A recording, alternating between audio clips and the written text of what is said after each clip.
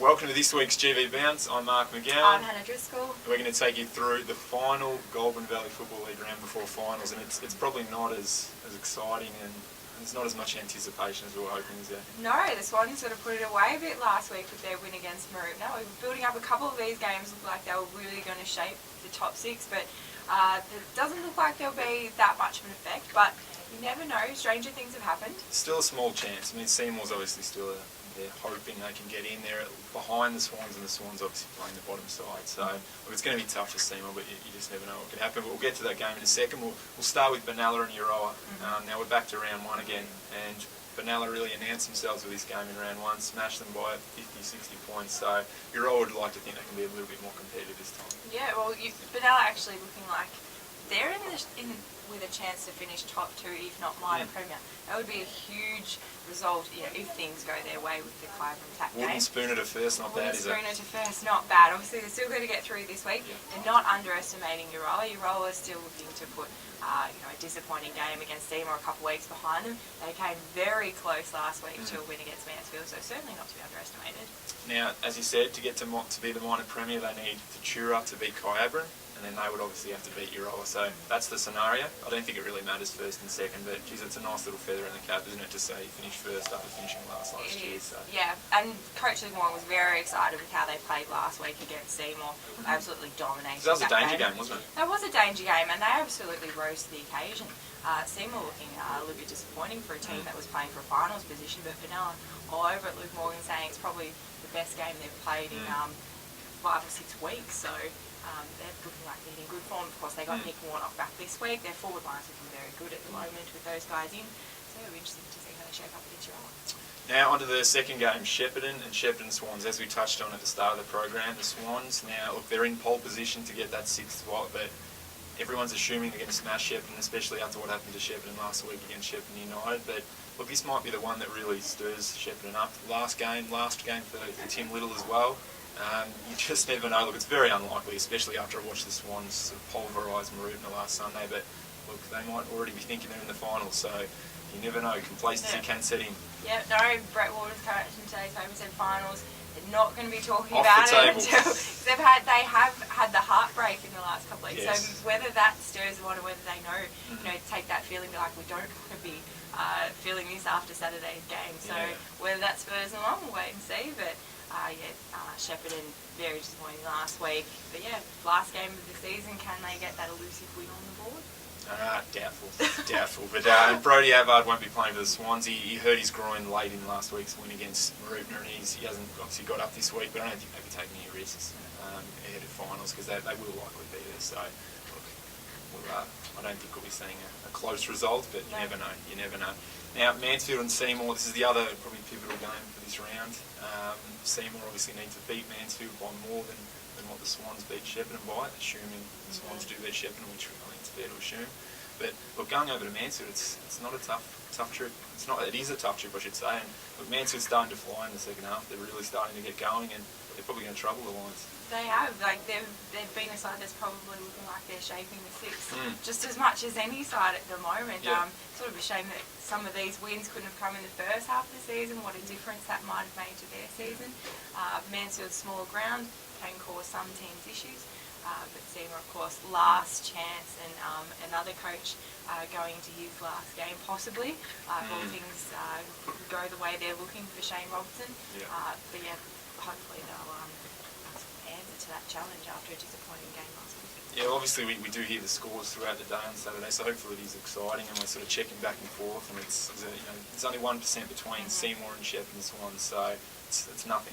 So I think we'll be keeping a close eye on the scores as the day progresses, but who knows what could happen. Hopefully it goes down to the last quarter and it's a real shootout. But over the next game, Marupna and Shepparton United. Now, I think as we put in the paper today, they've got a fantastic rivalry, but there's not much up for grabs this one. United looks like they're going to finish 4th regardless of what happens. 5th they're going to finish. And Marupna, look, it's pretty much all over for them after that big loss. They'll likely finish 8th. Yeah, it was a bit of a shame, because this rivalry has been so good in the last couple of years. When you saw this in the fixture for the final round, and when Marupna was sort of looking in the last couple of weeks, I was thinking, could this be the game that would decide whether they got into finals or not? Unfortunately, last week's results sort of swung it in the opposite way, and they're looking like, you know, a lot of things sort of have to fall their way for them to climb up into a finals position all of a sudden. The Cats were horrible last week. There's no hiding from that. There's no excuses. I don't think Blake Campbell is shying away from that. He used the word embarrassing twice after the game, and I think it was. It's the worst I've seen Rupen play in 4 years, and I mean, with so much up for grabs, I mean, it was massively disappointing. Guys like Daniel Lewis and Rob Osborne, we've been stars most of the year, just weren't able to step up, but it was mostly the midfield that probably really let them down. The Swans just ran all over them. So it's a really disappointing finish to Blake Campbell's first year in charge, but look, I'd suggest they're going to be back better than ever next year. Blake won't be resting on his laurels, so let's hope they can be a finals contender again next year. And then United obviously just looking to build form, I think, at this stage. Yeah. I think they need to hit the form. They're likely going to play Rochester in the first week of the finals in an elimination final. There's no side hotter than Rochester at the moment. So can United get a bit of form? Look, they showed terrific form last week. They've come out and absolutely dominated Shepparton. I think that's the Bears' biggest loss for the year. So they certainly didn't go into that game lightly. And I think going against Maroondah, it's certainly they've risen to the occasion in the last 7 games or something. They've played them, so I can't see why this would be any different, especially with Maroondah. Some of their stars are not coming in for this game. Yep. Now, the next game, Echuca and Rochester, a game that's very close to your heart. You know about how big this rivalry is in the town. So what are you expecting? Echuca, horrible last week, as they have been for a lot of the year with only 1 win, and Rochester hot, but the rivalry might sort of spice the Murray Bombs up. It could a little bit. I've said it a couple of times now, but final game for another coach, Cameron Short. He said the whole year, with the way Echuca's season's gone, it's all been about development for the young kids. Yep. It's going to be about that again. They have got a couple of guys coming back in, so like Matt Farrelly, who's a very talented young guy, and Josh Edgar, tall's coming in. So there are a couple of big and good ins for them. Interesting, Reece Archer still hasn't been named. Cameron Stewart came out and said he declared himself fit last Friday after declaring himself unfit on Thursday, and he didn't play. We got asked that in GB Sport Talk on Monday about why Archer was playing in the reserves, and that was the reason. And gave him a bit of a whack, didn't he? He did. And once again, he hasn't been named in this evening, so it'll be interesting to see where he plays. He has had a couple of injury concerns the previous couple of weeks, so whether that's causing concern still or whether he's playing in reserves, we'll wait and see. It's interesting. Rochi, after a big win against Kai, they're certainly running in hot form at the moment. You wouldn't want to have a slip up before finals after everything they've built in the last 7 weeks. But last game of the round, Kai Abram versus Tatura under lights. Probably match of the round. Tatura needs to win if they want to get a top 2 spot. Kai Abram, the same, probably needs to win this. Kai Abram could still lose and finish top 2 if Benalla doesn't win, but we're all assuming Benalla's going to beat Urawa. So basically, whoever loses this is probably going to drop out of the top 2. Or out of top 2 contention anyway. So, look, Kai coming off their first loss in 14 weeks. I mean, they're in red hot form, but then running to Rochester, who are playing just as well right now. But can Tatura bounce back? They've sort of lost 3 of their last 5, so they'd be keen to take a big scalp. Yeah, it would. But it's the same for both. Like you mentioned in today's paper, either way, a loss for either of these sides is probably not the ideal way to be going to finals. Their record sort of, like Carver has said, first loss. If they lose again, it'll be the same 2 teams that have beaten them this season. And then Tatura, should they lose, it's 4 losses out of 6 weeks. All of a sudden they've got a big question mark over their heads. But they've got a couple of guys coming back in that should make a big difference. Kuzlin, both premiership players last year, so adds a lot of experience to that defence, and you're going to need it potentially if Paul Newman bobs up. I mean, I know he wasn't named, but you just never know, do you, if he gets put in at the last minute, because he is such a big game, and he is such a great player, and he's such an influence in every game he plays. So it will be interesting either way. Even if Newman doesn't play, it's going to be a crackerjack contest.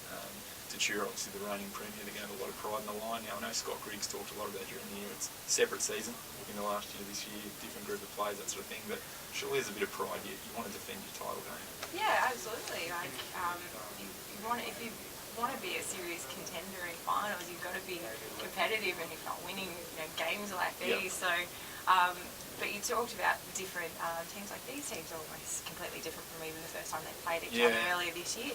And Kai Abram having a big number of changes for this week's game. Yeah, I think it's 9 players different or something like that. I mean, that's basically half a team. So it's that's why it's pretty much irrelevant what happened early in the year. But look, it's going to be a great contest. The midfield will probably decide it. They've both got really good midfield, so whoever gets on top there will probably win the game. So we'll see what happens anyways. But that brings us to an end this week. Last round before the finals start, so a lot of I guess your last chance for a lot of supporters to see your team for the year. So get out there and have a look, and make sure you get out to the finals as well in a week's time.